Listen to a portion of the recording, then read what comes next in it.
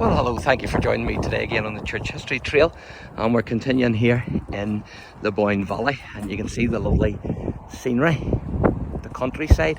But where we are actually is we're at Donore Graveyard, an old church as well.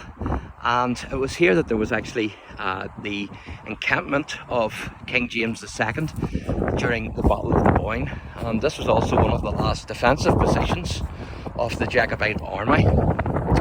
And there's a board here, it says 1st of July 1690, and the time the action here was 12:15. It says there King James's Camp Donore, as you can see.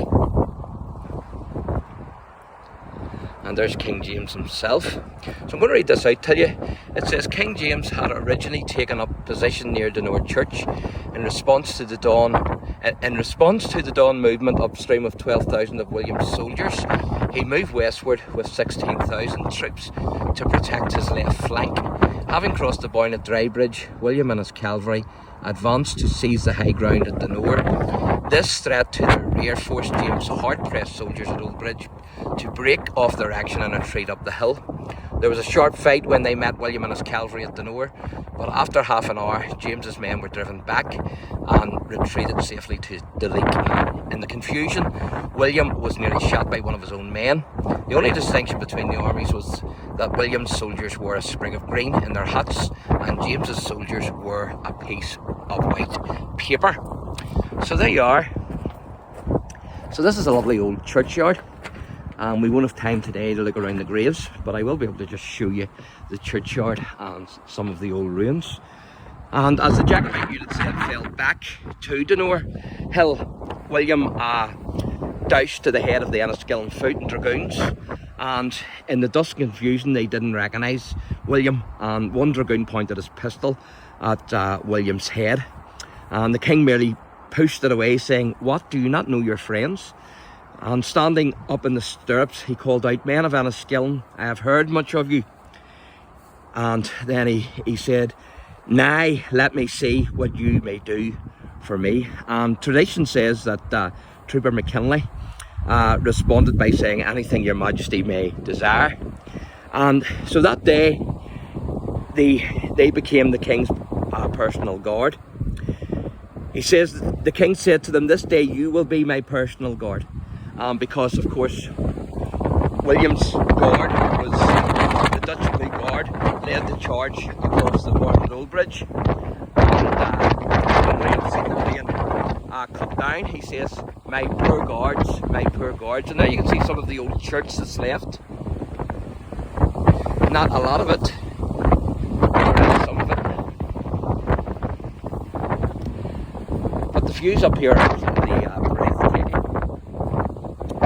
So the remaining Jacobites forces then had by now regrouped on the hill here at Donore, which is actually about a mile from the River Boyne, and their position was growing steadily more untenable. A large portion of the Irish infantry had fled, the cavalry had been committed, and its effectiveness thereby reduced. And of course the Jacobite infantry were fantastic. The Jacobite Calvary were fantastic at the Boyne, because they charged and counter-charged the Williamites, and until they were actually flanked in themselves.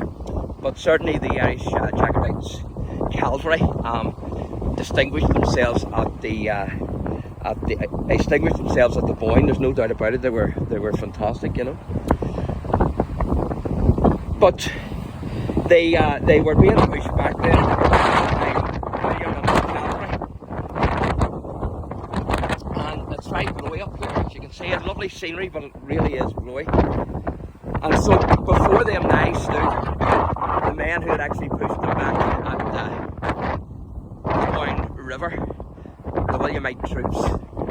And so they had no choice but to retreat. So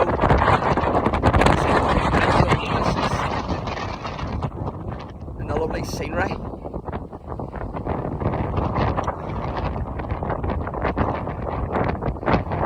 And some Jacobites would have been entrenched behind the wall here, these walls here, and the Williamites then would have been making their way up the hill.